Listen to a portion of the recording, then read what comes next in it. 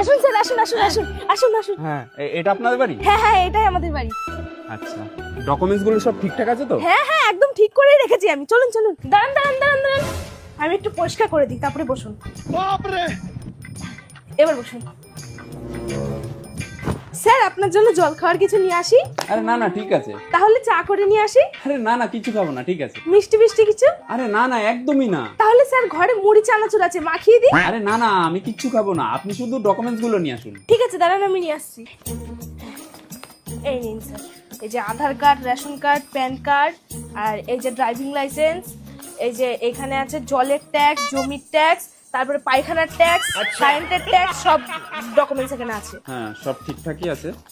আচ্ছা, আপনি যে এই লোনটা নিচ্ছেন, কি পারপাসে নিচ্ছেন, মানে কিসের জন্য নিচ্ছেন? ওই যে আমার স্বামীর জামা কাপড়ের ব্যবসা আছে, সেই কারণেই লোনটা নিচ্ছি। ও আচ্ছা, জামা কাপড়ের ব্যবসা, বাহ ভালো তো।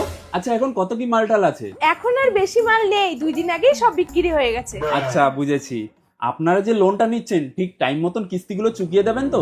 আরে হ্যাঁ হ্যাঁ স্যার, আমরা এক কথার মানুষ, দরকার হয় 2-3 দিন আগে গিয়ে টাকাটা দিয়ে আসবো। ঠিক আছে, কিন্তু আপনাকে একটা কথা বলে রাখি, আপনি যদি লোনগুলো ঠিক টাইম মতো না দেন, তাহলে কিন্তু আপনাকে মাসে মাসে 500 থেকে 600 টাকা ফাইন দিতে হতে পারে। আপনি টেনশন করবেন না, ঠিক সময় মতন টাকা পেয়ে যাবেন। তাহলে তো ভালো কথা। আপনি যদি ব্যাংকের সাথে লেনদেন ভালো রাখেন, এখন আপনি 50,000 টাকা লোন পাচ্ছেন, পরবর্তীতে গিয়ে কিন্তু আপনি 1 লাখ টাকার উপরেও লোন পেতে পারেন। সত্যি? ঠিক আছে, এখানে একটা সাইন করে দিন। হ্যাঁ।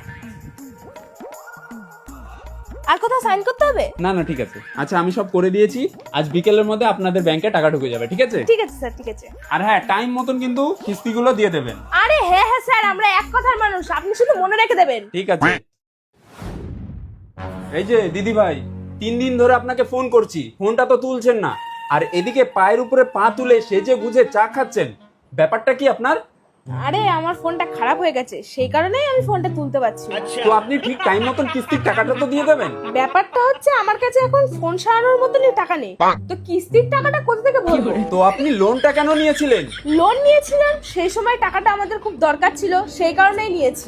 এখন তো দরকার শেষ হয়ে গেছে না, তাহলে আমার কিস্তির টাকাটা দিন। দেখুন, আমরা হলাম এক কথার মানুষ, তাই কিস্তির টাকাটা আমরা ঠিক সময় মতো দিয়ে দেবো। লোন নেওয়ার আগে পর্যন্ত তো আপনার হাবভাব একদমই আলাদা ছিল, আর এখন তো পুরোই আলাদা।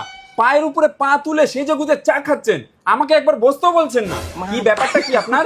আরে স্যার, আপনি কি এটা জানেন না যে মানুষের টাকা আসলে অহংকার বেড়ে যায়? তাই আমারও অহংকার বেড়ে গেছে।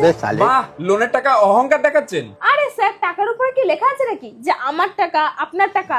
টাকা তো টাকাই হয় না, তাই আমার কাছে এখন টাকা আছে, আমার অহংকার এখন বেড়ে গেছে।